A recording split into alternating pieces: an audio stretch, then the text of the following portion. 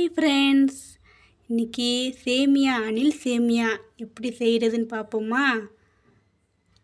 பெரிய வெங்காயம், நான் 2 பெரிய வெங்காயம், கருவேப்பிலை, காஞ்ச மிளகாய், கேரட்டு, பீன்ஸு, ஒரு தக்காளி வெட்டி வச்சுருக்கேன். தாளிக்க கடுகு, உளுத்தம்பருப்பு, கடலைப்பருப்பு, எண்ணெய். ஒரு கடாயில் எண்ணெய் விட்டு எண்ணெய் சூடானதும் கடுகு உளுத்தம்பருப்பு நல்லா பொரியணும்.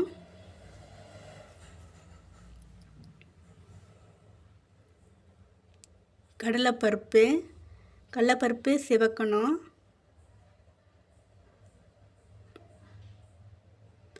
அப்புறம் வெட்டி வச்ச பெரிய வெங்காயம், கருவேப்பிலை, காஞ்ச மிளகாய் போட்டு நல்லா வதக்கணும்.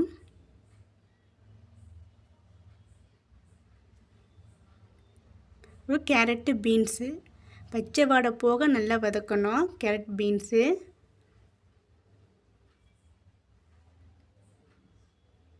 தேவையான அளவு உப்பு,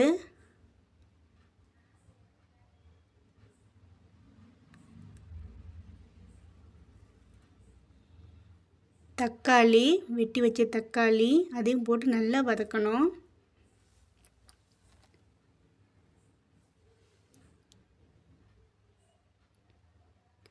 தண்ணி மிளகாத்தூள் 2 ஸ்பூன் போடுறேன். நான் இந்த கப்பில் அளந்து 3 டம்ளர் தண்ணி வச்சுருக்கேன். அதில் ஊற்றி நல்லா கொதிக்க விட போகிறேன். நல்லா கொதித்தோடனே ஒரு பேக்கெட் அணில் சேமியாவை அப்படியே போட்டு நல்லா கிளறணும். சேமியாவுக்கு தண்ணி கம்மியாக விட்டிங்க தான் நல்லா உதிரி உதிரியாக வரும். ஆறினோடனே கொஞ்சம் உதிரி உதிரியாக வரும்.